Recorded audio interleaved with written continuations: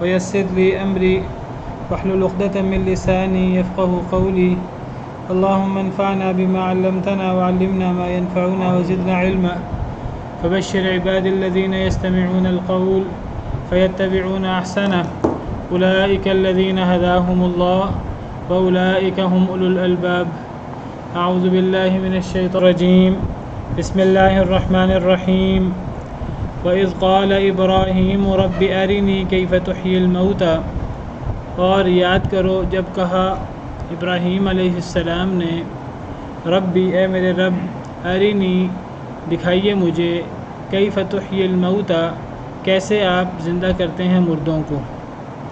اور اس وقت کو یاد کرو جب ابراہیم علیہ السلام نے کہا کہ اے میرے رب مجھے دکھائیے کیف تحیی الموتى کیسے آپ مردوں کو زندہ کرتے ہیں۔ قال اولم تؤمن تو اللہ نے فرمایا کیا اور نہیں تو ایمان لایا، کیا ایمان نہیں ہے میری قدرت پر کہ میں مردوں کو زندہ کر سکتا ہوں، کیا شک ہے؟ قال بلا عرض کیا بلا بلکہ ولکن لیطمئن قلبی لیکن تاکہ مطمئن ہو جائے میرا دل۔ کہا کہ بالکل بھی شک نہیں ہے، بس میں اطمینان قلب چاہتا ہوں۔ قال فخذ اربعۃ من الطیر اللہ نے فرمایا فخذ پس پکڑ لے اربعۃ من الطیر 4 پرندوں میں سے فصرہن الیک پس مائل کر لے ان کو اپنی طرف، ہلا لے ان کو اپنی طرف۔ ثم اجعل على كل جبل منهن جزءا پھر بنا دے ہر پہاڑ پر منہن ان سے جزءا ایک ٹکڑا۔ ثم ادعوهن پھر بلا ان کو یأتینک سعیا وہ آئیں گے تیرے پاس سعیا دوڑتے ہوئے۔ واعلم ان اللہ عزیز حکیم اور جان لیجئے کہ بے شک اللہ تعالیٰ بہت غالب بہت حکمت والا ہے۔ یہ وہ 5واں واقعہ ہے سورہ بقرہ کا کہ جس میں اللہ رب العالمین نے اپنی عظیم قدرت بعث بعد الموت کی دلیل کے طور پر مردوں کو زندہ کرنا اس کا ذکر فرمایا ہے۔ میں ذکر کر چکا ہوں کئی مرتبہ سورہ بقرہ پڑھتے پڑھتے تو سورہ بقرہ میں اللہ رب العالمین نے بعث بعد الموت کو ثابت کرنے کے لیے کہ اللہ مردوں کو زندہ کرنے پر پوری طرح قادر ہیں، اللہ رب العالمین نے سورہ بقرہ میں اس کی 5 عملی مثالیں پیش فرمائی ہیں۔ اس کے دلائل اللہ کی قدرت کے، اللہ اس پر قادر ہیں اور یہ کام اللہ کے لیے مشکل نہیں ہے، اس کے دلائل تو بہت سارے بیان کیے ہیں سورہ بقرہ میں بھی اور قرآن کریم میں دیگر مقامات پر بھی، لیکن اس کی 5 عملی صورتیں اللہ رب العالمین نے مثالیں بیان فرمائی ہیں اور گویا کہ ثابت فرمایا ہے کہ جس طرح اللہ نے دیکھو دنیا میں مردوں کو زندہ کیا، اسی طرح اللہ تعالیٰ قیامت کے دن بھی مردوں کو زندہ کریں گے، اللہ کے لیے کوئی مشکل نہیں ہے۔ تو یہ ان 5 واقعات میں سے آخری اور 5واں واقعہ سورہ بقرہ میں۔ اس سے پیچھے 4 واقعات کون سے ہیں؟ ایک واقعہ گائے والا، وہ جس کی وجہ سے اس سورہ کو سورہ بقرہ کہتے ہیں کہ جب حضرت موسیٰ علیہ السلام نے بنی اسرائیل سے کہا تھا گائے ذبح کرو، اصل میں ایک شخص قتل ہو گیا تھا، پتہ نہیں لگ رہا تھا کہ قاتل کون ہے، تو حضرت موسیٰ علیہ السلام نے کہا گائے ذبح کرو اور گائے کا ایک حصہ اس مردہ شخص کے ساتھ لگا دو تو وہ شخص زندہ ہو کر بتائے گا کہ میرا قاتل کون ہے۔ بنی اسرائیل نے گائے ذبح نہیں کی فوری، بلکہ انہوں نے مزید تفصیل پوچھ کر مزید سوال کر کے مزید شرائط اپنے اوپر لاتے گئے تو مزید شرائط آتی گئیں تو ان کو بڑی مہنگی گائے خریدنی پڑی۔ بہرحال انہوں نے گائے ذبح کی اور گائے کا ٹکڑا جو ہے لگایا مردے کے ساتھ، مردے نے زندہ ہو کر بتا دیا میرا قاتل کون ہے، اس کا قاتل اسی کا بھتیجا تھا۔ ایک واقعہ گائے کا ہوا۔ دوسرا واقعہ اور کوئی واقعہ سورہ بقرہ میں حضرت عزیر والا ہے جو پچھلی آیت میں ہے، او کالذی مر علی قریۃ، تو حضرت عزیر علیہ السلام خود اللہ نے ان کو 100 سال کے لیے مار دیا، پھر ان کو زندہ کیا، ان کے ساتھ گدھا جو ہے وہ باقاعدہ اس پر 100 سال گزر بھی گئے، حضرت عزیر علیہ السلام پر تو 100 سال گزرے ہی نہیں، اللہ نے ان کے جسم کو محفوظ رکھا، ان کے کھانے کو محفوظ رکھا۔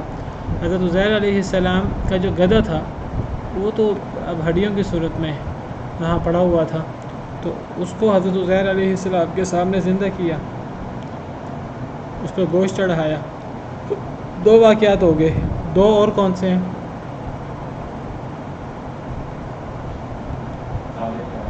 جی سورہ بقرہ میں، سورہ بقرہ میں اصحاب کہف، تو سورہ کہف میں ہے 15ویں پارے میں، سورہ بقرہ میں ایک واقعہ ہم نے پیچھے پڑھا تھا 1-2 رکوع پہلے، کہ ہزاروں کی تعداد میں لوگ گھروں سے نکلے تھے موت کے خوف سے، اللہ نے سب کو مار دیا تھا، پھر اللہ نے سب کو زندہ کیا۔ الم تر الی الذین خرجوا من دیارہم وهم الوف حذر الموت فقال لهم اللہ موتوا ثم احیاهم، دوسرے پارے کے آخر میں تیسرا واقعہ ہے جی۔ چوتھا واقعہ کوہ طور والا، حضرت موسیٰ علیہ السلام اپنے ساتھ 70 لوگوں کو لے کے گئے تھے گواہ کے طور پر، تو ان 70 لوگوں نے مطالبہ کر دیا کہ ہم اس وقت تک نہیں مانیں گے جب تک ہم اللہ کو نہیں دیکھیں گے، تو ان کو چیخنے آ لیا، چیخنے کڑکنے، تو پھر اللہ نے ان کو زندہ کر دیا حضرت موسیٰ علیہ السلام کی دعا کی وجہ سے۔ تو 4 واقعات اس سے پہلے، ایک کوہ طور والا حضرت موسیٰ والا، دوسرا حضرت موسیٰ کا گائے والا، تیسرا یہ جو ہزاروں لوگ جو ہیں بستی سے نکل گئے تھے جہاد کے ڈر سے یا وبا کے خوف سے، اور چوتھا واقعہ یہ جو اس سے پچھلی آیت میں ہے حضرت عزیر علیہ السلام والا واقعہ، اور یہ 5واں واقعہ سورہ بقرہ میں۔ یہ عملی مثالیں ہیں جس سے اللہ نے یہ ثابت فرمایا ہے کہ اللہ ہر چیز پہ قادر ہے، اور اللہ مردوں کو زندہ کرنے پر بھی قادر ہیں، جس طرح اللہ ان سب چیزوں پر قادر ہیں اسی طرح اللہ تعالیٰ قیامت کے دن سب مردوں کو زندہ فرمائیں گے، اللہ کے لیے یہ کوئی مشکل نہیں ہے۔ حضرت ابراہیم علیہ السلام نے اللہ سے کہا کہ میرے رب مجھے دکھائیے آپ کیسے مردوں کو زندہ کرتے ہیں۔ قال، اللہ نے فرمایا اولم تؤمن، کیا تم ایمان نہیں لائے؟ قال، عرض کیا بلا، بلکہ ایمان تو پورا ہے، ولکن لیطمئن قلبی، لیکن تاکہ میرا دل مطمئن ہو جائے۔ تو حضرت ابراہیم علیہ السلام نے اطمینان قلب کے لیے، ایمان میں اضافے کے لیے یہ سوال کیا۔ اللہ رب العالمین کا اپنے جانثار بندوں کے ساتھ، اپنے پیارے بندوں کے ساتھ معاملہ کرنے کا انداز کچھ اور ہے، اور دوسروں کے ساتھ معاملہ کرنے کا انداز کچھ اور ہے۔ حضرت ابراہیم علیہ السلام جو اللہ کے نبی ہیں اور جلیل القدر انبیاء کرام علیہم السلام میں سے اللہ کے بڑے چہیتے، واتخذ اللہ ابراہیم خلیلا، اللہ تعالیٰ نے حضرت ابراہیم علیہ السلام کو خلیل بنایا، دوست بنایا۔ اور خلیل جو ہے یہ محبت کا اور تعلق کا اور دوستی کا آخری درجہ ہوتا ہے۔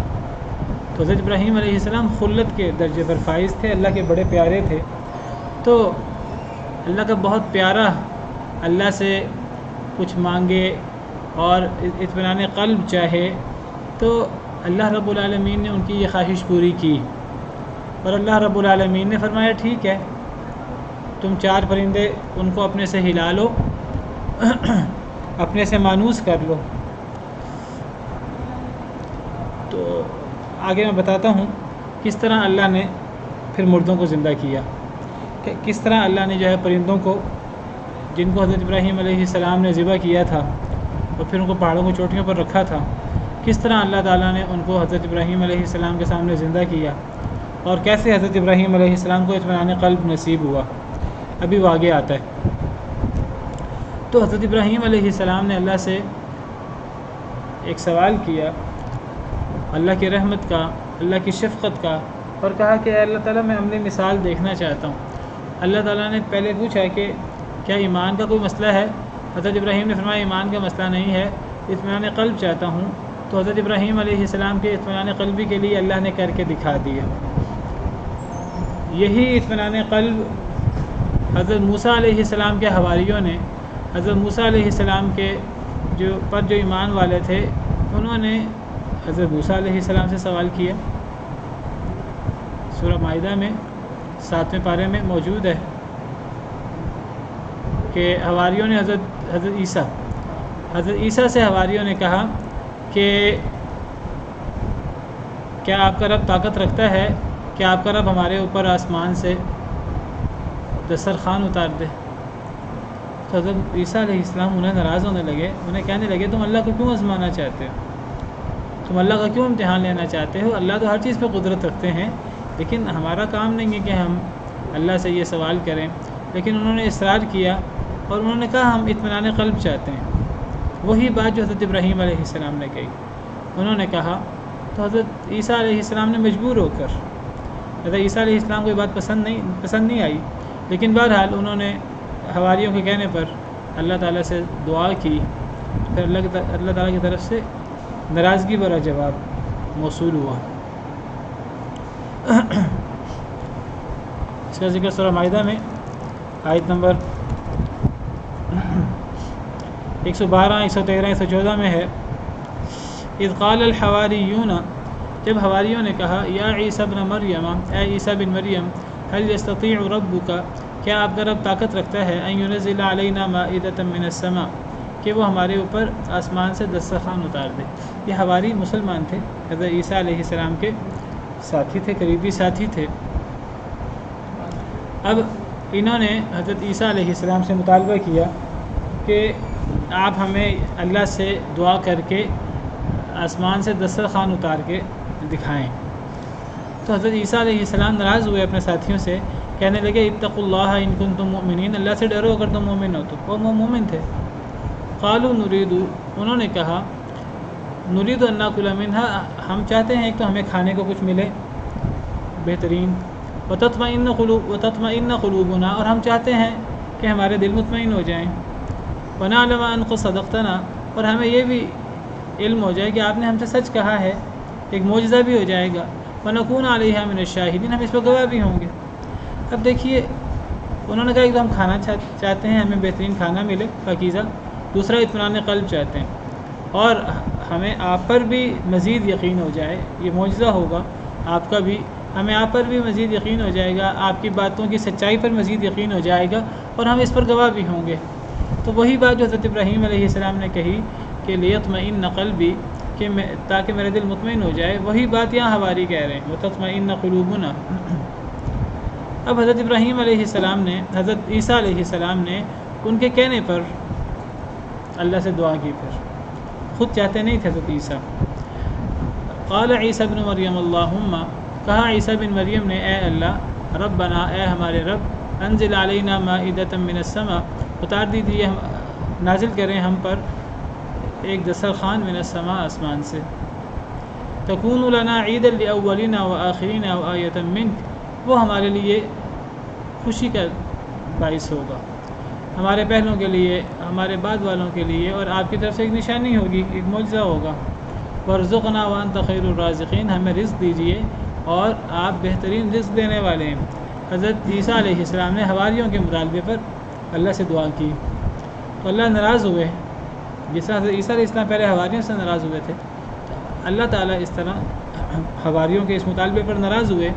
اللہ نے فرمایا قال اللہ انی منزلها علیکم، اللہ نے فرما دیا کہ میں اس کو اتار تو دوں گا، اللہ کے لیے کوئی چیز مشکل نہیں ہے، دسترخوان اتارنا بھی کوئی مشکل نہیں ہے۔ فمن یکفر بعد منکم، لیکن بس جو بھی کفر کرے گا اس کے بعد بھی، فانی اعذبہ عذابا، بس بے شک میں عذاب دوں گا اس کو، ایسا عذاب لا اعذبہ احدا من العالمین، پھر میں نے وہ عذاب کسی کو دیا نہیں ہوگا۔ اب یہ ڈانٹ کا انداز ہے، تنبیہ کا انداز ہے کہ میں تمہاری بات تو مان لوں گا، لیکن اب اگر تم نے انکار کیا، تمہارے دوسرے لوگوں نے انکار کیا، کسی نے تم میں سے انکار کیا، ایسا عذاب پھر دوں گا، پھر ایسا عذاب کبھی کسی کو آیا نہیں ہوگا۔ اب بات یہاں ختم ہو گئی ہے، اب مفسرین کے آگے پھر الگ بحث ہے کہ پھر اللہ نے وہ دسترخوان اتارا کہ نہیں اتارا، کیا حواریوں نے دوبارہ مطالبہ کیا اور اللہ نے دسترخوان اتارا کہ نہیں اتارا؟ زیادہ مفسرین کا یہ خیال ہے کہ نہیں اتارا گیا دسترخوان، واللہ عالم، کیونکہ جواب بڑا سخت ملا تھا۔ تو اس سے پتہ لگتا ہے کہ اگر کوئی عام شخص، اب حواری وہ نبی نہیں تھے، وہ عام لوگ تھے، ٹھیک ہے حضرت عیسیٰ پر ایمان والے تھے، لیکن بہرحال ان کا مقام خلیل اللہ والا نہیں تھا، نبیوں والا نہیں تھا۔ اب انہوں نے جب اللہ سے اطمینان قلب چاہا یا اللہ کا امتحان چاہا تو اللہ کی طرف سے ڈانٹ ملی۔ لیکن یہی بات جب حضرت ابراہیم علیہ السلام نے اللہ سے تقاضا کیا، اللہ نے حضرت ابراہیم کو بھی ایک دفعہ کہا کہ کیا ایمان نہیں ہے؟ حضرت ابراہیم کہنے لگے ایمان تو ہے لیکن میں مزید اطمینان چاہتا ہوں۔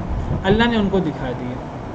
اب بات دونوں طرف ایک ہے، حضرت ابراہیم علیہ السلام ہوں بات ان کی بھی وہی ہے، اور حواری ہوں حضرت عیسیٰ کی بات ان کی بھی وہی ہے۔ فرق کیا پڑا؟ فرق پڑا کہ حضرت ابراہیم خلیل اللہ ہیں، حضرت ابراہیم کا اللہ سے ایک خاص تعلق ہے۔ حضرت ابراہیم علیہ السلام کا کردار بالکل ایک الگ کردار ہے، نبیوں سے بھی ان کا ایک خاص، ان کا ایک اللہ کے سامنے سر جھکانے کا اور اللہ کی بات ماننے کا اور اللہ کے ہر حکم کے سامنے سر تسلیم خم کرنے کا ایک انداز ہے، اور وہ حنیف ہیں۔ تو ان کے ساتھ اللہ کا رویہ اور ان کے ساتھ اللہ کا جواب کچھ اور ہے، اور حواریوں کے ساتھ اللہ کا جواب کچھ اور ہے۔ تو یہ اللہ کی رحمت اور یہ اللہ کا نوازنا ہے اپنے انبیاء، اپنے رسولوں کو، اور خاص طور پہ خلیل اللہ کو، سیدنا ابراہیم علیہ السلام کو۔ یہ چیز ہمیں قرآن کریم میں اور مقامات پر بھی نظر آتی ہے۔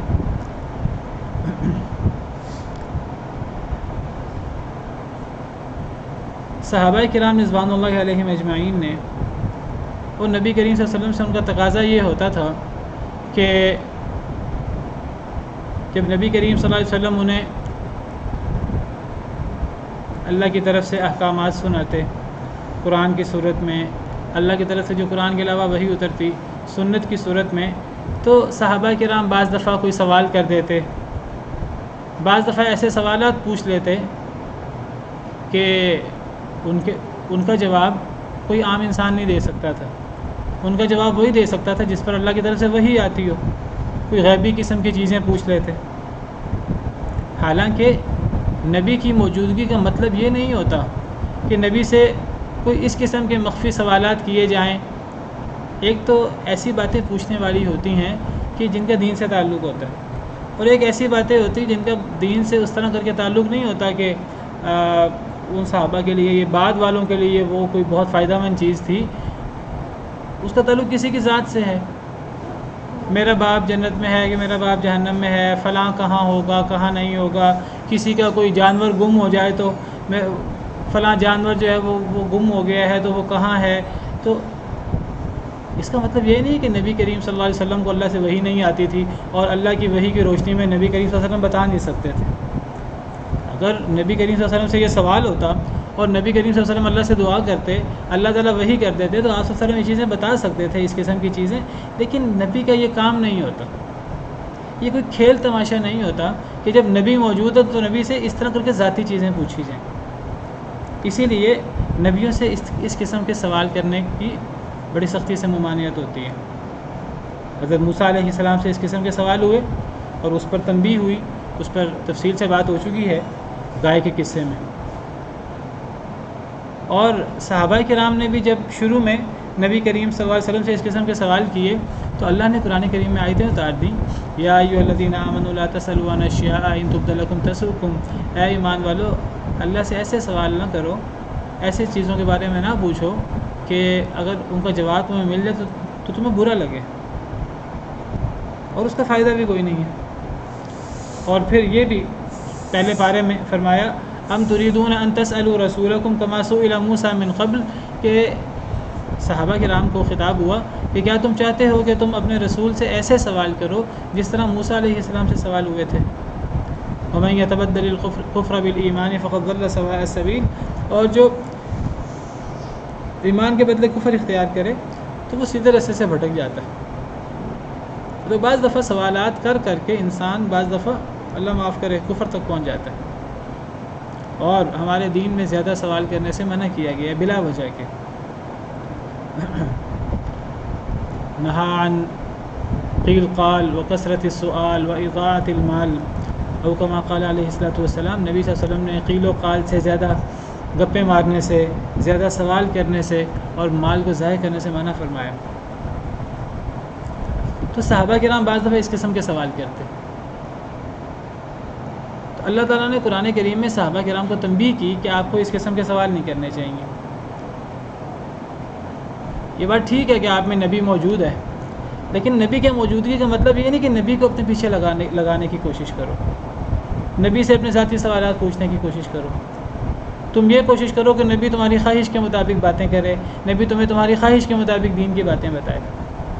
نبی کا یہ کام نہیں ہوتا۔ نبی کا اتارنے کا مقصد یا نبی کو مبعوث کرنے کا مقصد تمہارا نبی کی پیروی کرنا ہے، نہ کہ نبی کا تمہاری پیروی کرنا۔ سورہ حجرات کے اندر اللہ نے اس موضوع کو تفصیل سے بیان فرمایا ہے۔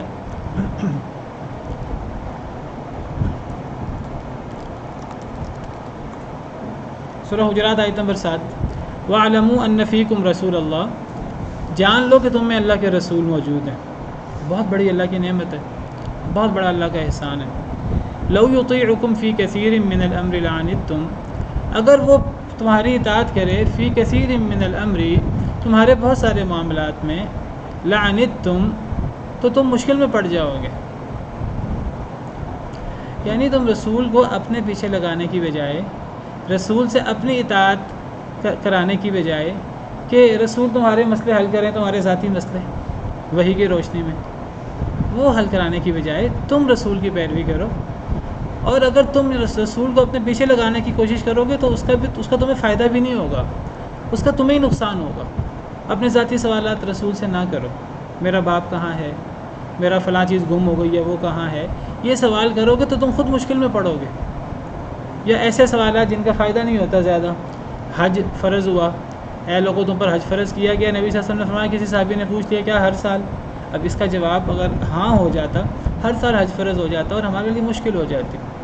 تو صحابہ کرام کو تنبیہ فرمائی کہ نبی کو اپنے پیچھے لگانے کی کوشش نہ کرو، نبی کو نبی سمجھو، اور نبی کا جو احترام ہے، سورہ حجرات کے شروع آیات کا موضوع ہی نبی کا احترام اور نبی سے آگے نہ بڑھنا اور نبی کے سامنے اپنی آواز بلند نہ کرنا، اور جو یہ کام کرے کہ نبی کے سامنے آواز پست رکھے، نبی کے سامنے اونچا نہ بولے، نبی کی بات آ جائے، نبی کی حدیث آ جائے وہ خاموش ہو جائے، آگے سے اپنی رائے چھوڑ دے، تو بہت بڑی اس کے لیے فضیلت بھی بیان کی گئی ہے کہ ایسے لوگوں کا اللہ نے دل کا امتحان لے لیے۔ تو بہرحال فرمایا کہ تمہیں نبی کا احترام بہت زیادہ کرنا چاہیے اور نبی کو اپنے مطابق چلانے کی کوشش نہیں کرنی چاہیے۔ لیکن یہاں انداز صحابہ کرام کے ساتھ کوئی بہت سخت نہیں ہے، اچھے انداز سے، اور ان کو سمجھایا گیا، کوئی زیادہ انہیں ڈانٹا نہیں گیا، انہیں سمجھایا گیا ہے۔ صحابہ کرام میں یہ چیز بہت زیادہ نہیں تھی، لیکن ایسی چیزیں بعض دفعہ بعض صحابہ کرام سے ہو جاتی تھیں لا علمی میں۔ صحابہ کو اپنے پیچھے لگانے کی کوشش نبی کو اپنے پیچھے لگانے کی کوشش نہ کرو۔ لیکن یہی معاملہ جب کفار کرنے کی کوشش کرتے، جب کفار نبی کریم صلی اللہ علیہ وسلم کو تنگ کرتے، اور جب کفار جو ہیں وہ کوشش کرتے کہ دین ہماری مرضی کے مطابق اترے، جو ہمارے عقائد ہیں ان کے مطابق دین اترے، تو کفار سے اللہ تعالیٰ کا انداز تنبیہ کا، ڈانٹ کا بالکل ہی کچھ اور ہے۔ ایک تو یہ آیت سامنے رکھیں جو صحابہ کرام کے بارے میں ہے، میں بتا رہا ہوں کہ اللہ تعالیٰ کا انداز، اللہ تعالیٰ کا جواب مختلف لوگوں سے مختلف ہوتا ہے۔ اللہ کا اپنے دشمنوں سے اور اپنے دوستوں سے معاملہ اللہ مختلف کرتے ہیں۔ دوستوں سے، دشمنوں سے ایک جیسی چیز بھی سرزد ہو جائے قریب تو جواب فرق ہوتا ہے اللہ تعالیٰ کا۔ اور اگر کوئی معاملہ عام لوگوں کا ہو، کوئی معاملہ نبی کا ہو، تو ان سے ملتا جلتا معاملہ سرزد ہو تو اللہ کا رسپانس، اللہ کا جواب مختلف ہے، جیسے میں پیچھے بتا چکا ہوں۔ حضرت ابراہیم علیہ السلام نے اطمینان قلب چاہا، اللہ نے کرا دیا۔ حواریوں نے اطمینان قلب چاہا، اللہ نے ڈانٹ دیا۔ اب یہاں دیکھیے کہ ایک معاملہ صحابہ کرام کا ہے، اور دیکھیے قرآن کی آیت ہے کہ اگر نبی اکثر معاملات میں تمہاری پیروی کرے تو تم مشکل میں پڑ جاؤ گے۔ سمجھایا ان کو ڈانٹا نہیں ہے زیادہ، کیونکہ صحابہ کرام سمجھ جاتے تھے ان باتوں کو۔ لیکن یہی بات جب اللہ تعالیٰ نے، جب کفار یہ کوشش کرتے کہ حق ان کے مطابق ہو جائے، دین ان کے مطابق ہو جائے، اللہ رسول کو ان کے مطابق چلنا چاہیے، ان کو یہ نہیں کہا کہ اگر دین تمہارے مطابق ہو جائے، اگر نبی تمہارے مطابق چلے تو تم مشکل میں پڑ جاؤ گے، ان کو بڑے برے طریقے سے ڈانٹا ہے۔ قرآن کریم میں اللہ فرماتے ہیں سورہ مؤمنون میں،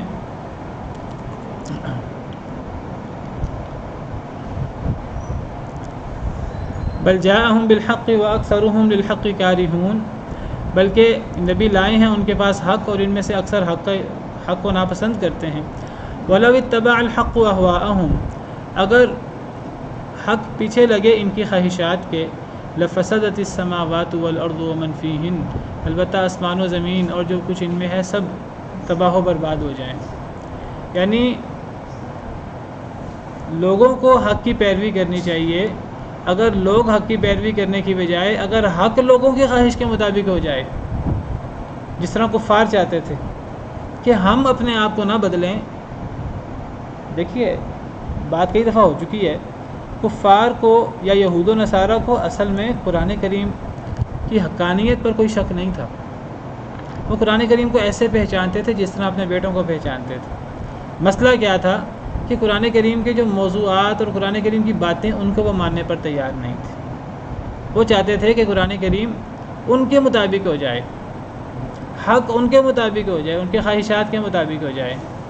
اللہ نے فرمایا کافروں کو کہ اگر حق تمہاری پیروی شروع کر دے، اگر حق تمہاری خواہشات کے مطابق ہو جائے، یہاں یہ نہیں فرمایا کہ تم مشکل میں پڑ جاؤ گے، سمجھایا نہیں ہے ان کو ڈانٹا ہے کہ اگر حق ان کی خواہشات کے مطابق ہو جائے تو زمین و آسمان اور جو کچھ ان میں ہے سب کچھ تباہ و برباد ہو جائے۔ پھر فرمایا ہم تو انہیں نصیحت کر رہے ہیں لیکن یہ نصیحت سے منہ موڑے ہوئے ہیں۔ تو یہاں انداز ہے کہ اگر تم حق کے پیچھے چلنے کی بجائے اگر حق تمہارے پیچھے چلے، تمہاری خواہشات کے پیچھے چلے، تو دنیا میں باقی بچے ہی کچھ نہ، اور زمین و آسمان سب کچھ برباد ہو جائے۔ لیکن جب صحابہ کرام کا ذکر کیا تو وہاں فرمایا کہ اگر نبی تمہاری پیروی کرے، بجائے اس کہ تم نبی کی پیروی کرو، اگر نبی تمہارے پیچھے چلنا شروع کر دے تو تم مشکل میں پڑ جاؤ گے۔ اور پھر آگے آپ دیکھیے وہ جو صحابہ کرام کی بات ہے، وہاں ایک اور آپ دیکھیں، وہاں اگر نبی تمہاری پیروی کرے بہت سے معاملات میں تم مشکل میں پڑ جاؤ گے۔ صحابہ کرام کو سمجھایا اور وجہ بیان کی کہ تمہیں نبی کو اپنے مطابق چلانے کی بجائے نبی کے پیچھے چلنا چاہیے۔ پھر آگے صحابہ کرام کے ایمان کی تعریف کی، وَلَٰكِنَّ اللَّهَ حَبَّبَ إِلَيْكُمُ الْإِيمَانَ وَزَيَّنَهُ فِي قُلُوبِكُمْ، اللہ نے تمہاری طرف ایمان کو محبوب کر دیا، اللہ نے ایمان کو تمہارے دلوں میں مزین کر دیا، اللہ نے ناپسند کر دیا تمہاری طرف کفر کو، فسق و فجور کو اور عصیان کو۔ اولئک هم الراشدون، یہی لوگ نیک ہیں۔ صحابہ کرام کی تعریفیں بھی کی ہیں آگے، یعنی جو صحابہ کرام کا اللہ کے ساتھ تعلق تھا، نبی کے ساتھ تعلق تھا، اگر صحابہ کرام سے لا علمی میں کوئی ایسی چیز سرزد ہو رہی ہے اس کی تنبیہ بھی کر دی، اور ساتھ صحابہ کرام کا اعتراف بھی کیا، قدردانی بھی کی جو ان کا رویہ، ان کا کردار تھا دین کے معاملے میں، نبی صلی اللہ علیہ وسلم کے معاملے میں۔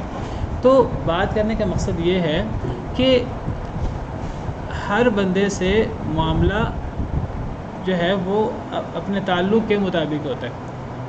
اللہ تعالیٰ جو ہے وہ صحابہ کرام کو جواب دیتے ہیں کسی چیز کا تو کسی اور انداز میں، وہی جواب جب اللہ تعالیٰ غیر مسلموں کو، نہ ماننے والوں کو دیتے ہیں تو کسی اور انداز سے دیتے ہیں۔ جب اللہ تعالیٰ اطمینان قلب کا سوال حضرت ابراہیم کرتے ہیں تو اللہ کا جواب کچھ اور انداز کا ہے، اور جب یہی سوال حواری کرتے ہیں جو نبی نہیں ہیں، جو خلیل اللہ نہیں ہیں، تو وہ اللہ کا جواب وہاں کسی اور انداز کا ہوتا ہے۔ تو اس سے پتہ لگتا ہے کہ لوگوں سے بات کرتے ہوئے لوگوں کے مراتب کا دھیان رکھنا چاہیے،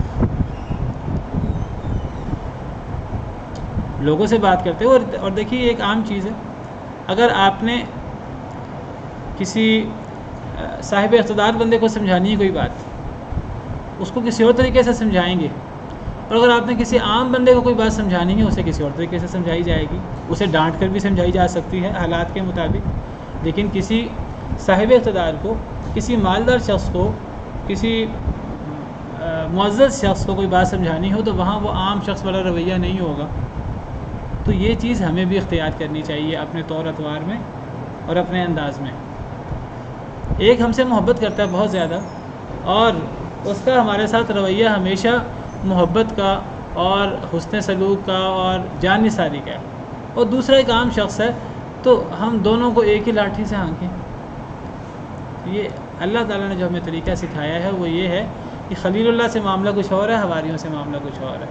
نبی صلی اللہ علیہ وسلم کے صحابہ کرام سے کو کسی اور طریقے سے جواب دیا جاتا ہے، اور کفار کو جب جواب دیا جاتا ہے اسی سے ملتے جلتے معاملے میں تو کسی اور طریقے سے جواب دیا جاتا ہے۔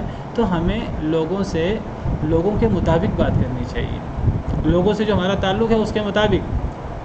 ہمیں ان سے رویہ رکھنا چاہیے۔ بہرحال حضرت ابراہیم علیہ السلام فرماتے ہیں کہ اے اللہ تعالیٰ میں تو اطمینان قلب چاہتا ہوں۔ چلیں اب یہاں یہ تو پتہ لگ گیا کہ حضرت ابراہیم علیہ السلام خلیل اللہ نے اطمینان قلب چاہا، اللہ نے ان کا مطالبہ پورا کر دیا۔ حواریوں نے چاہا تو اللہ نے ان کو ڈانٹ دیا۔ کیا حواریوں کو اطمینان قلب کی مزید ضرورت نہیں تھی؟ کیا حضرت ابراہیم علیہ السلام کو زیادہ اطمینان قلب کی ضرورت تھی؟ ایک تو چلو اللہ کا رویہ حضرت ابراہیم سے محبت بھرا ہے، اور حواریوں سے اللہ کا شفقت بھرا رویہ رحمت اللہ کے سب کے ساتھ ہی ہے، لیکن بہرحال انداز کا فرق ہے۔ ان کو ڈانٹ دیا، اور ڈانٹنا بھی ان کے لیے فائدہ مند تھا حواریوں کے لیے۔ تو کیا حواریوں کو اطمینان قلب نہیں چاہیے تھا؟ حضرت ابراہیم کو مزید اطمینان قلب کی ضرورت تھی؟ کیا حضرت ابراہیم کے دل میں کوئی اللہ معاف کرے شک آ گیا تھا اور حواریوں کے دلوں میں شک نہیں آیا تھا؟ کیا بات تھی؟ اصل میں معاملہ یہ ہے کہ یہ نہیں ہے کہ حضرت ابراہیم علیہ السلام کے دل میں کوئی شک آیا تھا۔ نبیوں کا ایمان تو ہمیشہ کامل ہوتا ہے اور اعلیٰ ترین مقام پر ہوتا ہے۔ نبیوں کا ایمان جتنا بھی کامل ہو جائے ہمیشہ وہ امتیوں سے بڑھ کر ہوتا ہے، اور امتیوں کا اور نبیوں کا ایمان کا تو امتیوں کے ایمان سے تو مقابلہ کیا ہی نہیں جا سکتا۔ پہلے تو یہ سمجھنا چاہیے کہ نبیوں کی دو حیثیتیں ہوتی ہیں، ایک نبوی حیثیت اور ایک بشری حیثیت۔ نبوی حیثیت میں ان کا اللہ سے دین آ رہا ہوتا ہے، دین اتر رہا ہوتا ہے، اور ایک بشری حیثیت ہوتی ہے۔ اس بشری حیثیت میں وہ اس دین کے مخاطب بھی ہوتے ہیں، اور اس دین پر ان سے عمل کرنے کا تقاضا بھی ہوتا ہے، جس طرح امتیوں سے ہوتا ہے۔ نبی بھی ایمان لاتے ہیں، امتی بھی ایمان لاتے ہیں۔ نبی بھی اللہ کے احکامات پر عمل کرتے ہیں، امتی بھی اللہ کے احکامات پر عمل کرتے ہیں، لیکن نبیوں کا ایمان اور نبیوں کا عمل اور امتیوں کے ایمان اور امتیوں کے عمل میں زمین و آسمان کا فرق ہوتا ہے۔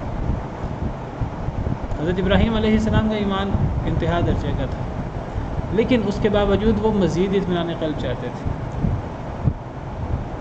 حواریوں کا ایمان بھی اپنے لیول کے مطابق، عام امتیوں کے مطابق ان کا ایمان بھی حضرت عیسیٰ پر اللہ پر مضبوط تھا۔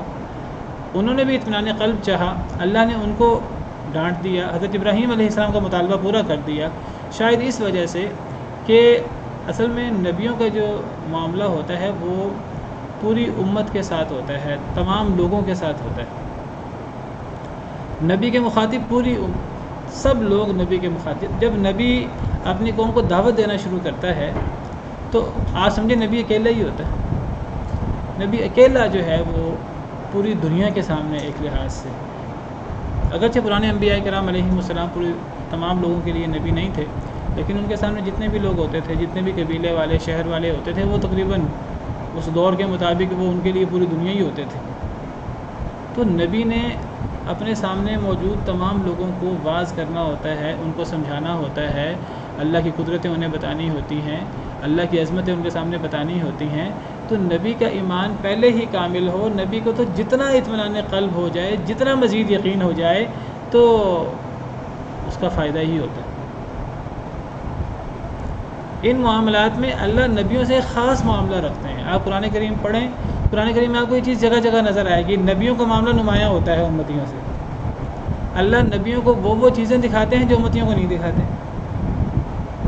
اس کی وجہ یہ نہیں کہ اللہ معاف کرے کہ نبیوں کے ایمان میں کوئی کمی ہوتی ہے، نبیوں کو کوئی اطمینان قلب کی ضرورت زیادہ ہوتی ہے، امتیوں کو ضرورت نہیں ہوتی، یہ وجہ نہیں ہوتی۔ اصل میں نبیوں کو جو ٹاکرا ہوتا ہے اور نبیوں پر جو اعتراضات ہوتے ہیں لوگوں کی طرف سے، تو نبیوں نے ان اعتراضات کا جواب دینا ہوتا ہے، تو نبیوں کی خاص انداز سے ٹریننگ ہوتی ہے۔ نبی صلی اللہ علیہ وسلم کے قلب اطہر کو آب زمزم سے دھویا گیا، اور کسی امتی کے قلب کے دل کو، چاہے وہ ابوبکر صدیق کیوں نہ ہو، اس طرح نہیں ان کے ساتھ معاملہ ہوا۔ اس کا مطلب یہ نہیں کہ نبی صلی اللہ علیہ وسلم کے دل کو دھونے کی زیادہ ضرورت تھی، اللہ معاف کرے، نہیں، جو ان کا مقام ہے اس مقام کے مطابق یہ اللہ کی باتیں اللہ ہی بہتر جانتے ہیں۔ نبی کریم صلی اللہ علیہ وسلم کو اللہ نے جنت جہنم دنیا میں دکھا دی، کسی امتی کو نہیں دکھایا۔ اگر ہم میں سے کسی کو جنت جہنم دکھائے جائیں، کیا ہمارا ایمان مزید مضبوط نہیں ہو جائے گا؟ بہت مضبوط ہو جائے گا، لیکن ایک معاملہ امتی سے ہوتا ہے اور ایک معاملہ نبی سے ہوتا ہے، تو نبیوں کا معاملہ کچھ اور ہوتا ہے۔ نبی کریم صلی اللہ علیہ وسلم کو اللہ تعالیٰ نے آسمانوں کی سیر کروا دی، اسراء کروا دیا، معراج کروا دیا، ایسے ایسے معجزات عام امتیوں پر، چاہے وہ کتنے ہی فضیلت والے کیوں نہ ہوں، ان کے ساتھ یہ معاملہ اس طرح نہیں ہوتے۔ حضرت ابراہیم علیہ السلام کے حوالے سے اللہ فرماتے ہیں وَكَذَلِكَ نُرِي إِبْرَاهِيمَ مَلَكُوتَ السَّمَاوَاتِ وَالْأَرْضِ وَلِيَكُونَ مِنَ الْمُوقِنِينَ۔ ہم نے ابراہیم علیہ السلام کو زمین و آسمان کی ملکوت دکھائیں، بڑی بڑی اللہ کی قدرتیں حضرت ابراہیم کو اللہ نے دکھائیں، کیوں؟ وَلِيَكُونَ مِنَ الْمُوقِنِينَ، تاکہ ان کا یقین مزید بڑھ جائے۔ اس کا مطلب یہ نہیں کہ پہلے کم تھا، پہلے بھی ان کا یقین اور ایمان اور اطمینان قلب باقی تمام لوگوں کے مقابلے میں زیادہ تھا، لیکن اللہ اس سے بھی مزید بڑھانا چاہتے تھے۔ تو یہ جو ایک نبیوں کا ایک معاملہ ہے، اس کو سمجھنا چاہیے ہمیں۔ اس کے بارے میں یہ سمجھنا کہ نبیوں کو کوئی ضرورت تھی زیادہ، حضرت ابراہیم کو اطمینان قلب کی اور شاید حواریوں کو ضرورت نہیں تھی، ان کو ڈانٹ دیا، حضرت ابراہیم کا مطالبہ پورا کر دیا، ایسی بات نہیں ہے، یہ مقام کا فرق ہے۔ اور یہ جو نبیوں کا واسطہ پوری دیکھیں، گھر مخالف ہو گیا، باپ مخالف ہو گیا، پھر پوری قوم مخالف ہو گئی، پھر بادشاہ مخالف ہو گیا، پورا ملک مخالف ہو گیا، نمرود کے ساتھ ٹکراؤ، پوری قوم کے ساتھ ٹکراؤ، گھر سے بعد میں نکال دیا، پوری قوم نے آگ میں جلانے کی کوشش کی، نمرود کے ساتھ مناظرہ ہوا۔ تو ان معاملات کے لیے نبیوں کی تیاری، ان کا ایمان پہلے ہی بہت کامل ہوتا ہے، مزید اللہ کی طرف سے اطمینان قلب نصیب ہوتا ہے، اور نبی اس کا تقاضا کرتے ہیں اور اللہ ان کا تقاضا پورا کر دیتے ہیں۔ اس کو اس انداز سے سمجھیے، واللہ عالم۔ تو اللہ تعالیٰ نے حضرت ابراہیم علیہ السلام کا، انہوں نے فرمایا میں اطمینان قلب چاہتا ہوں، اللہ نے مطالبہ پورا کر دیا۔ اچھا، یہاں ایک حدیث ہے، اس حدیث کا معنی کچھ لوگ صحیح سمجھے نہیں، بعض دفعہ اس کا معنی غلط سمجھتے ہیں۔ میں چاہتا ہوں چونکہ یہ موضوع جاری ہے تو میں وہ حدیث بھی آپ کے سامنے واضح کر دوں جو اسی سے متعلق ہے۔ صحیح بخاری کی حدیث ہے،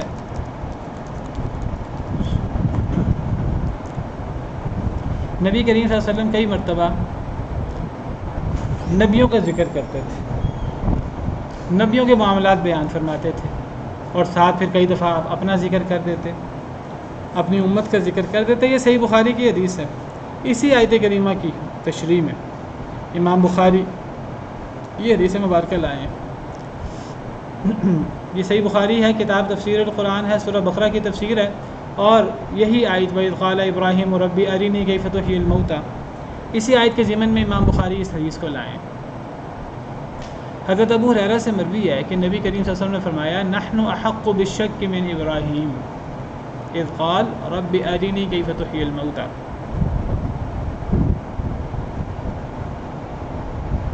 کیا مطلب ہے اس حدیث کا؟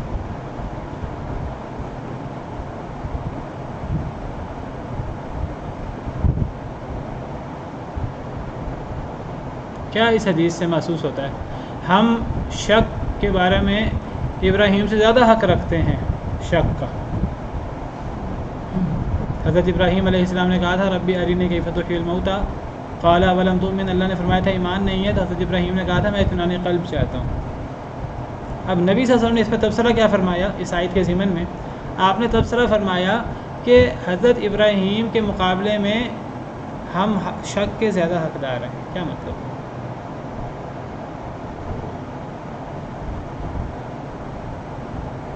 یعنی کیا حضرت ابراہیم علیہ السلام کو شک ہو گیا تھا اللہ کی قدرت پر؟ کیا مطلب ہے اس حدیث مبارکہ کا؟ صحیح بخاری کی حدیث ہے، کیا سمجھ آتی ہے؟ بعض لوگ اس کا مطلب یہ سمجھے ہیں کہ حضرت ابراہیم علیہ السلام کو تھوڑا سا شک ہو گیا تھا، اللہ نے وہ شک دور کر دیا، تو اگر کسی کو شک ہو جائے کسی انسان کو تو کوئی مسئلہ نہیں ہے، اگر ابراہیم کو شک ہو گیا تو ہم کس کھیت کی مولی ہیں، ہمیں بھی شک ہو سکتا ہے۔ بعض نے اس کا معنی یہ کیا جو اس کا بالکل صحیح معنی نہیں ہے۔ اگر یہ معنی ہو جائے، یہ شک کس بارے میں ہے؟ یہ بعد الموت کے بارے میں ہے۔ اللہ مردوں کو زندہ بات تو مردوں کو زندہ کرنے کی ہو رہی ہے، کیا مردوں کو زندہ کرنے کے اللہ کی قدرت کا جو عقیدہ ہے کہ اللہ مردوں کو زندہ کر سکتے ہیں، اس کے بارے میں حضرت ابراہیم کو شک ہو گیا تھا؟ کیا حضرت ابراہیم کو شک ہو گیا تھا اللہ تعالیٰ جو چاہیں وہ کر نہیں سکتے، اس پہ شک ہو گیا تھا؟ اور کیا اس حدیث کا مطلب یہ ہے کہ اگر حضرت ابراہیم کو شک ہو گیا تو ہم تو شک کے زیادہ حقدار ہیں، اگر ہمیں کسی کو شک ہو جائے آخرت کے بارے میں تو کوئی اتنی اچنبے کی بات نہیں ہے، شک ہو جائے تو کوئی مسئلہ نہیں، ہمارا ایمان پورا مضبوط ایمان ہے، ہرگز نہیں، یہ مطلب تو نہیں ہے۔ کچھ لوگ اس کا مطلب یہ سمجھتے ہیں، یعنی اس حدیث مبارکہ کا مطلب یہ ہے، اگر کوئی اس سے غلط معنی یہ لینے کی کوشش کرے کہ حضرت ابراہیم علیہ السلام کو شک ہو گیا تھا، ابراہیم کہاں اور ہم کہاں، ہم ابراہیم کے مقابلے میں شک کے زیادہ حقدار ہیں، اگر ہمیں شک نہیں ہے تو ابراہیم کو کیسے شک ہوگا، یہ مراد ہے اس سے، آئی سمجھ؟ یعنی اگر کوئی یہ سمجھے اس آیت سے کسی کو یہ مغالطہ لگے، وَإِذْ قَالَ إِبْرَاهِيمُ رَبِّ أَرِنِي كَيْفَ تُحْيِي الْمَوْتَىٰ قَالَ أَوَلَمْ تُؤْمِنْ قَالَ بَلَىٰ وَلَٰكِن لِيَطْمَئِنَّ قَلْبِي، کسی کو مغالطہ لگے کہ حضرت ابراہیم کو کوئی شک ہو گیا تھا اللہ کی قدرت کے بارے میں، تو نبی صلی اللہ علیہ وسلم فرما رہے ہیں کہ ابراہیم علیہ السلام کو انڈر ایسٹیمیٹ نہ کرو، وہ تو خلیل اللہ ہیں۔ اگر ہمیں شک نہیں ہوتا اللہ کی قدرت کے بارے میں، اگر ہمارا اللہ کی قدرت پر پورا ایمان ہے، صحابہ کرام کا ایمان اللہ کی قدرت پر تھا، صحابہ کرام کو شک نہیں تھا کہ اللہ مردوں کو زندہ کر سکتے ہیں، اللہ فعال لما یرید ہیں، اللہ علی کل شیء قدیر ہیں، جب صحابہ کو یہ شک نہیں گزرتا ان کے دل میں تو ابراہیم کو گزر جائے گا۔ ابراہیم کہاں اور صحابہ کرام کہاں، کہ حضرت ابراہیم کا ایمان صحابہ سے بھی گیا گزرا ہے کوئی، یہ مراد ہے اس حدیث مبارکہ سے، کہ اگر کوئی اس سے شک مراد لے تو شک تو ہمیں زیادہ ہونے چاہیے ابراہیم کے مقابلے میں، جب ہمیں شک نہیں ہوتا ابراہیم کو شک کیسے ہو سکتا ہے؟ تو اس سے کوئی بندہ شک مراد نہ لے، اس شک نہیں ہے حضرت ابراہیم کے، جو میں نے وضاحت کرنے کی کوشش کی ابھی اس سے پہلے لمبی بات کر کے، میں نے آپ کے سامنے یہی واضح کیا ہے کہ یہ جو حضرت ابراہیم علیہ السلام نے اللہ سے اطمینان قلب کا تقاضا کیا تھا، یہ کوئی شک نہیں تھا انہیں کہ انہوں نے اس کا تقاضا کیا تھا، یہ کامل ایمان کے باوجود، کامل ترین ایمان کے باوجود نبیوں کا ایک مقام ہوتا ہے کہ اللہ اس کامل ترین ایمان کے بعد بھی مزید انہیں ایمان کے درجات میں بلند کرتے رہتے ہیں۔ جیسے میں نے آپ کے سامنے نبی کریم صلی اللہ علیہ وسلم کی مثال پیش کی کہ نبی صلی اللہ علیہ وسلم کو معراج کرانے کا مطلب یہ تھا کہ آپ کسی شک میں مبتلا ہو گئے تھے جنت جہنم کے بارے میں، کیا آپ اللہ کی کسی قدرت کے بارے میں شک میں مبتلا ہو گئے تھے؟ ہرگز نہیں، آپ ایمان کے کامل ترین درجے پر تھے، لیکن اللہ کا نبیوں کو اللہ مقام اتنا دیتے ہیں، اتنے درجات دیتے ہیں، اللہ مزید ان کو ایمان اور یقین کی سیڑھیاں چڑھاتے ہیں۔ اس کا مطلب یہ نہیں کہ ان کا ایمان کچھ کم ہو جاتا ہے۔ کوئی بندہ اگر اس کو یہ مغالطہ ہو جائے کہ ابراہیم علیہ السلام کو کوئی شک تھا، تو حضرت ابراہیم سے زیادہ تو دوسرے لوگ شک کے زیادہ حقدار ہیں۔ جب دوسرے لوگوں کو، ایمان والوں کو شک نہیں ہے تو ابراہیم علیہ السلام شک میں کیسے مبتلا ہو جائیں گے؟ تو اس سے حضرت ابراہیم علیہ السلام سے شک کو دور کرنا مراد ہے۔ بات تھوڑی سی گہری ہے لیکن میرا خیال ہے کہ آپ کو سمجھ آ گئی ہوگی، ورنہ بعض لوگوں نے اس کا معنی غلط سمجھا ہے کہ بھئی حضرت ابراہیم کو شک ہو گیا تو ہم تو شک کے زیادہ حقدار ہیں، اگر ہمیں بھی ایمانیات کے بارے میں شک ہو جائے کوئی اس قسم کا، کوئی بڑا مسئلہ نہیں ہوتا۔ یہ اس کا معنی ہرگز نہیں ہے، اور کوئی اس آیت سے یہ مطلب نہ سمجھے کہ اللہ نے حضرت ابراہیم علیہ السلام کا اطمینان قلب کرایا تو کوئی حضرت ابراہیم علیہ السلام کو شک ہو گیا تھا۔ حضرت ابراہیم کا ایمان کا کوئی بندہ تصور بھی نہیں کر سکتا، کس طرح انہوں نے اللہ کے لیے قربانیاں دی۔ حضرت ابراہیم کیا، حضرت حاجرہ وغیرہ کا ایمان، کوئی بندہ جو ہے حضرت حاجرہ کو لقدق صحرا میں چھوڑ کے آ رہے ہیں، اور سر حضرت حاجرہ ایک بات پوچھتی ہیں کہ اللہ نے حکم دیا ہے، حضرت ابراہیم کہتے ہیں اللہ کا حکم ہے بس، اور کوئی جواب نہیں دیتے۔ حضرت حاجرہ مطمئن ہو جاتی ہیں۔ اللہ پر توکل کی دیکھیے آپ، اس سے بڑی کوئی مثال ہو سکتی ہے۔ اور پھر بیٹا حضرت اسماعیل، بیٹا پوچھتا ہے اللہ کا حکم ہے مجھے ذبح کرنے کا، حضرت ابراہیم کہتے ہیں اللہ کا حکم ہے، بیٹا کہتا ہے اللہ کا حکم ہے، تم انشاءاللہ آپ مجھے صبر کرنے والوں میں سے پائیں گے۔ تو یہ ایمان اور توکل اور اللہ کے اوپر بھروسہ کی یہ اعلیٰ ترین مثال حضرت حاجرہ، حضرت عیسیٰ اور حضرت اسماعیل کی۔ حضرت ابراہیم علیہ السلام ایمان اور توکل کے کس مقام پر ہیں، تو یہ سمجھنا ان کے بارے میں اس آیت کو مد نظر رکھتے ہوئے کہ وہ اطمینان قلب چاہتے تھے کہ کوئی کمی ہو گئی تھی، کمی کوئی نہیں ہوئی تھی۔ تو اگر کسی کو یہ مغالطہ لگے کہ حضرت ابراہیم علیہ السلام کو کوئی شک ہو رہا تھا، تو عام لوگ حضرت ابراہیم کے مقابلے میں شک کے زیادہ حقدار ہیں۔ جب عام مسلمانوں کو، جب صحابہ کرام کو، دیگر مسلمانوں کو ان چیزوں میں شک نہیں ہے تو ابراہیم علیہ السلام کہاں ان چیزوں میں شک میں مبتلا ہوں گے؟ ان کا ایمان کس کمال درجے کا ہوگا؟ اس آیت سے کسی کو مغالطہ نہ ہو۔ اللہ نے پھر اس کا حل کیا کیا؟ اللہ نے حضرت ابراہیم علیہ السلام کو کر کے دکھایا۔ کوئی شک نہیں ہے ابراہیم علیہ السلام کو، لیکن اللہ تعالیٰ نبیوں کا درجات مزید بلند کرتے ہیں۔ اللہ نے فرمایا کہ اے ابراہیم آپ یہ کریں کہ آپ 4 پرندے پکڑیں، 4 پرندے لیں۔ کون سے پرندے تھے اس تفصیلات میں ہمیں جانے کی ضرورت نہیں، نہ اس کا کوئی فائدہ ہے، کیونکہ اصل مقصود یہ نہیں ہے کہ وہ پرندے کون سے تھے، اصل مقصود تو جو اس سے نتیجہ نکل رہا ہے، جو اللہ کی عظیم قدرت کا اظہار ہو رہا ہے، وہ بتانا مقصود ہے۔ 4 پرندے لے لیجئے۔ فصرہن الیک، فصرہن الیک کی 2 تفسیریں کی گئی ہیں۔ بعض مفسرین تو اس کی تفسیر کرتے ہیں، 2 معنی اس کے کرتے ہیں لغت کو مد نظر رکھ کر۔ ایک تو اس کا معنی کہ ان کو کاٹ لو، ان پرندوں کے ٹکڑے کر دو۔ ٹکڑے کرنے سے مراد ہے ذبح کر کے ان کے ٹکڑے کر دو۔ یہ معنی ہو پھر تو بڑا واضح معنی ہے کہ ان پرندوں 4 پرندے لے لو، ان پرندوں کے کو ذبح کر لو، اور ذبح کر کے ان کے گوشت کے ٹکڑے پیسز کر لو۔ ثم اجعل علی کل جبل منہن جزءا، پھر ڈال دو ہر پہاڑ پر ان میں سے ایک حصہ۔ یہ پہاڑ 4 پہاڑ ہیں، 4 چوٹیاں ہیں، ہر پہاڑ کی چوٹی پر جو 4 پرندے ہیں، ان 4 پرندوں کو ذبح کر کے ان کے گوشت کے ٹکڑے کر کے گوشت کو مکس کر کے ایک حصہ یہاں، ایک حصہ یہاں، ایک حصہ یہاں، مختلف چوٹیوں پر رکھو۔ ثم ادعوہن، پھر ان کو آواز دو۔ یأتینک سعیا، وہ آئیں گے آپ کے پاس دوڑتے ہوئے، اڑتے ہوئے آئیں گے، تیزی سے آئیں گے جس طرح زندگی میں آیا کرتے تھے۔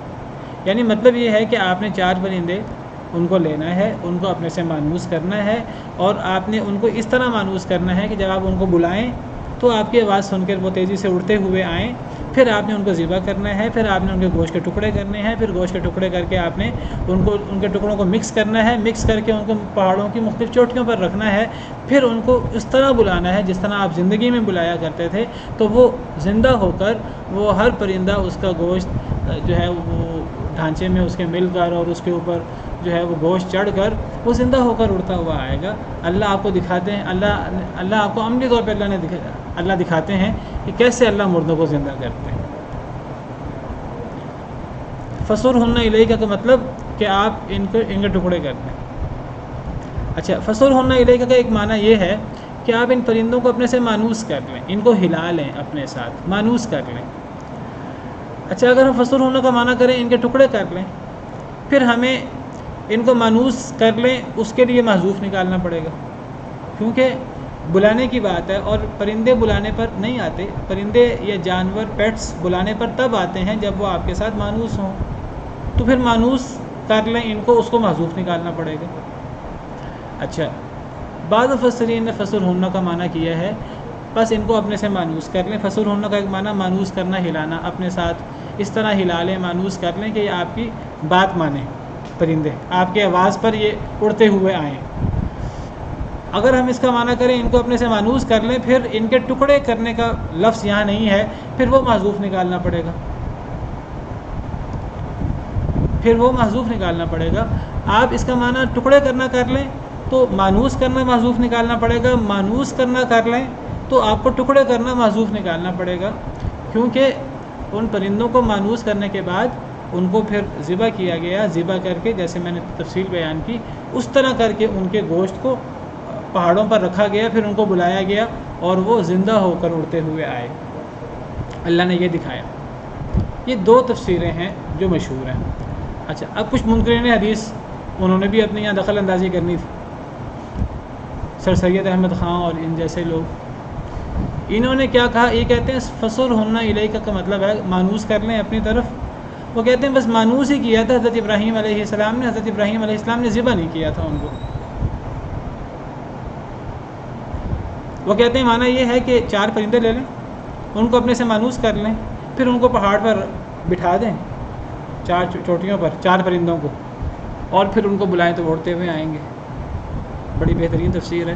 بھئی وہ جو حضرت ابراہیم کا سوال ہے وہ کہاں گیا کہ اے اللہ آپ مجھے دکھائیے کہ آپ مردوں کو کیسے زندہ کرتے ہیں، اور اللہ نے پوچھا کہ کیا ایمان نہیں ہے؟ کہنے لگے ایمان تو ہے، اطمینان قلب چاہتا ہوں۔ وہ ایمان اور اطمینان قلب اور وہ مردوں کو زندہ کرنا، وہ سارا کہاں چلا گیا؟ تو منکرین حدیث تو ویسے ہی عقل نہیں ہوتی، عقل مت نہیں ہوتی، اور پھر اس طرح کر کے وہ ایک طرف حدیث کا بھی انکار کر رہے ہوتے ہیں اور قرآن کی بھی جو ہے وہ ڈنڈ جو اتارتے ہیں، اللہ معاف کرے۔ ایسی تفسیر جو کبھی کسی نے کی نہیں ہے. تو دو تفسیریں اس کی جو صحیح تفسیریں ہیں، سر ہونے کا معنی آپ مانوس کر لیں، آپ کو پھر ان کو ذبح کر لیں، یہ نکالنا پڑے گا محذوف. اور سر ہونے کا معنی اگر ٹکڑے کر لو، یہ کر دیں، پھر پہلے مانوس کرنا، کیونکہ مانوس کریں گے تو پھر وہ اڑتے ہوئے آئیں گے. تو مقصود یہ ہے کہ وہ اگر ذبح کیا جائے گا، ٹکڑے کیے جائیں گے، پھر وہ زندہ ہو کر اڑتے ہوئے آئیں گے، ورنہ تو پھر ساری بات ہی جو چینج ہو جاتی ہے. وَاعْلَمْ أَنَّ اللَّهَ عَزِيزٌ حَكِيمٌ، اور جان لیں کہ بے شک اللہ تعالیٰ بہت غالب، بہت حکمت والے ہیں. سبحان ربک رب العزة عما یصفون وسلام علی المرسلین والحمد للہ رب العالمین.